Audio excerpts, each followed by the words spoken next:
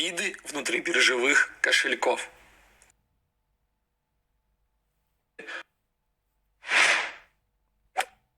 Виды внутрибиржевых кошельков. На бирже Binance существует несколько различных кошельков, и мы с вами сейчас разберемся, как эти кошельки работают, как переводить между ними деньги и в каком случае мы будем использовать каждый из них. Начнем с обзора кошелька. Это поле используется для того, чтобы увидеть баланс каждого кошелька в отдельности и суммарно весь баланс по каждому из них. Теперь давайте разберемся с основным аккаунтом. Заходим в него. Этот кошелек еще называют спотовым. Он используется для, во-первых, работы с спотовым кошельком, для покупки и продажи криптовалюты, а также для хранения, но не только криптовалют, но еще и фиатных денег, таких как рубли, доллары и евро. Здесь у нас разделено: первый – фиатный баланс, рубли и так далее. Второй – криптовалютный баланс. Монеты, которые у меня куплены в большем количестве, находятся первой строчкой и дальше по убывающей. Также здесь находятся кнопки ввода и вывода денег. Кнопка «Перевод» осуществляет обмен криптовалютами между различными кошельками. Второй кошелек – это маржинальный аккаунт. Он используется для работы с заемными деньгами. У нас здесь появляются уже вкладки «Общая задолженность». То есть мы можем взять у биржи Binance криптовалюту в долг, чтобы увеличить свой объем торгов и тем самым увеличить прибыль. Фьючерсный аккаунт используется для работы с фьючерсами.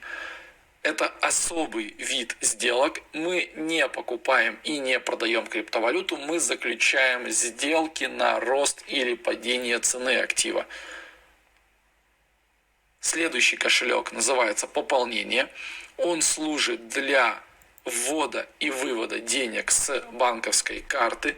То есть такой некий шлюз, промежуточный этап между основным аккаунтом и банковской картой. Кошелек Earn используется для получения прибыли, как в банке. Мы можем положить сюда деньги под процент. И традиционные опционы мы с вами использовать не будем, поэтому разбирать интерфейс и зачем они нужны, считаю излишним. Разберемся, как переводить средства между кошельками. На основном аккаунте нажимаем вверху справа кнопку «Перевод». Далее нам необходимо выбрать, из какого кошелька мы переводим. Выбираем фиат и спот.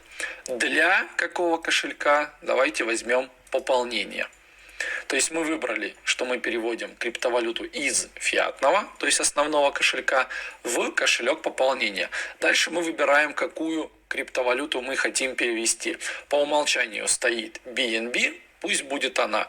Сумма. То есть здесь мы вписываем, сколько криптовалюты нам необходимо перевести. Выше у нас баланс доступный для перевода, то есть свободные деньги 3,24 монетки BNB. Давайте возьмем одну монету и нажимаем «Подтвердить». Все, справа вверху написала «Перевод успешно прошел». Теперь на основном аккаунте стало меньше денег на одну BNB, и эта монетка находится теперь в кошельке пополнения. Давайте проверим. Вот она, BNB, общая сумма 1 штука.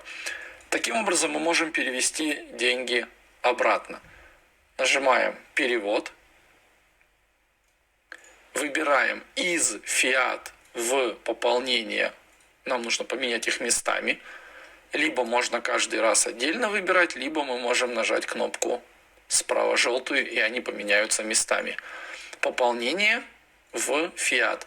Монета выбрана по умолчанию USDT, и нам Binance подсказывает, что средств таких у нас нет. Баланс нулевой. Поэтому мы должны выбрать монету, которая нам подойдет. Пишем BNB. Доступная сумма 1. Можно нажать кнопку «Все», и тогда у нас полностью выберется весь доступный баланс, нажимаем кнопку «Подтвердить». Все, деньги у нас ушли из кошелька пополнения в основной кошелек. Это происходит мгновенно и без комиссий.